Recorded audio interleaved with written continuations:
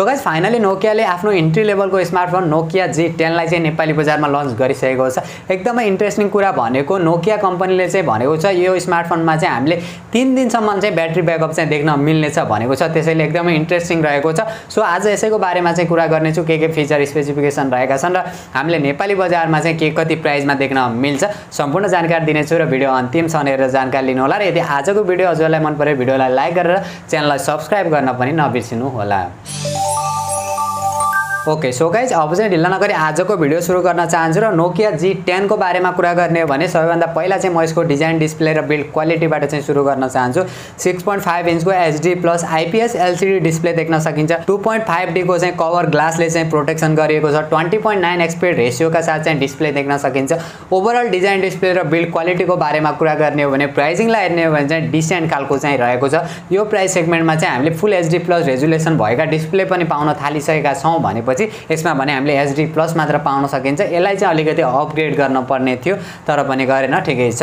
र सफ्टवेयरको बारेमा कुरा गर्ने हो भने एन्ड्रोइड 11 देख्न सकिन्छ र प्रोसेसरको बारेमा कुरा गर्ने हो भने मिडियाटेकको हेलियो G25 चिपसेट प्रोसेसर देख्न सकिन्छ।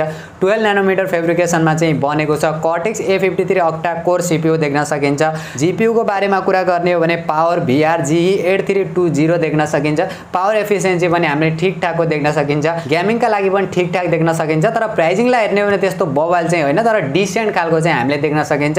डे टु डे टास्कका लागि चाहिँ राम्रो रहेको छ। एउटा इन्ट्री लेभलको फोनमा जे जति हुनुपर्ने हो त्यति चाहिँ हामीले यसमा पाइन्छ। जुन प्राइसमा लन्च भएको छ त्यो प्राइस सेगमेन्टमा हामीले अरू कम्पनीका फोनहरूमा चाहिँ राम्रो पर्फर्मेन्स चाहिँ देख्न मिल्छ। अब हजुरहरूलाई थाहा नै छ नोकियाको आफ्नै ब्रान्ड भ्यालु छ, त्यो भएर पनि अलिकति महँगो प्राइसमा चाहिँ हाम्रो नेपाली बजारमा चाहिँ लन्च हुने गर्छन्। र क्यामेराको बारेमा कुरा गर्ने हो भने चाहिँ पछाडिपट्टि 3वटा क्यामेरा देख्न सकिन्छ। जो मेन क्यामेरा चाहिँ 13 मेगापिक्सलको प्राइमेरी सेन्सर र सेकेन्ड र थर्ड क्यामेरा भने 2 मेगापिक्सलको एउटा माइक्रो सेन्सर र एउटा डेप्थ सेन्सर देख्न सकिन्छ भने यसको अगाडिपट्टिको सेल्फी क्यामेरा भने 8 मेगापिक्सलको देख्न सकिन्छ।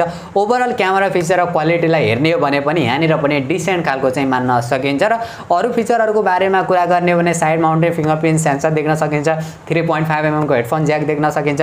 फेस अनलक सेन्सर देख्न सकिन्छ। र सेन्सरहरूकै बारेमा कुरा गर्ने हो भने प्रोक्सिमिटी सेन्सर देख्न सकिन्छ। र एउटा इन्ट्री लेभलका फोनहरूमा जे जति फिचरहरू हुन्छन् सेन्सरहरू हुन्छन् सबै हामीले यसमा देख्न सकिन्छ। र ब्याट्रीको बारेमा कुरा गर्ने हो भने 5050 mAh को ब्याट्री देख्न सकिन्छ। 10 वाटको चार्जर USB Type-C पोर्ट देख्न सकिन्छ।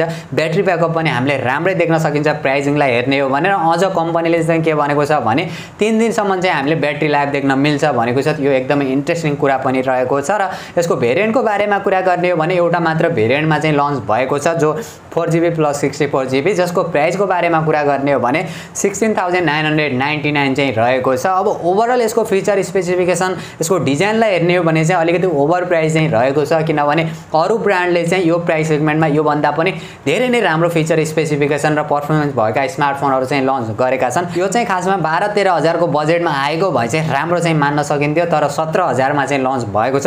त्यो कारणले चाहिँ अलिकति ओभर प्राइस चाहिँ हो तर पनि नोकियाको आफ्नै ब्रान्ड भ्यालु छ त्यो भएर पनि अलिकति महँगो नै हुन्छ।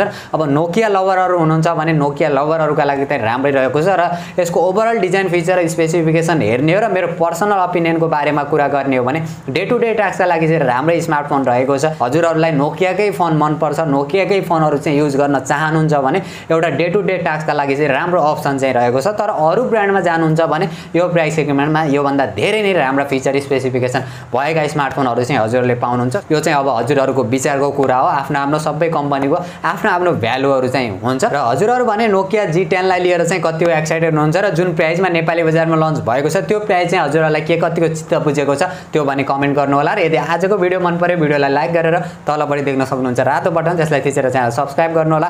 र साथमा रहेको नोटिफिकेसन बेल आइकनलाई तपाईहरु अल नोटिफिकेसनलाई पनि अन गर्नु होला ताकि मैले जति पनि नयाँ नयाँ भिडियो अपलोड गर्छु सबैभन्दा पहिला नोटिफिकेसन हजुरहरूलाई मिल्नेछ।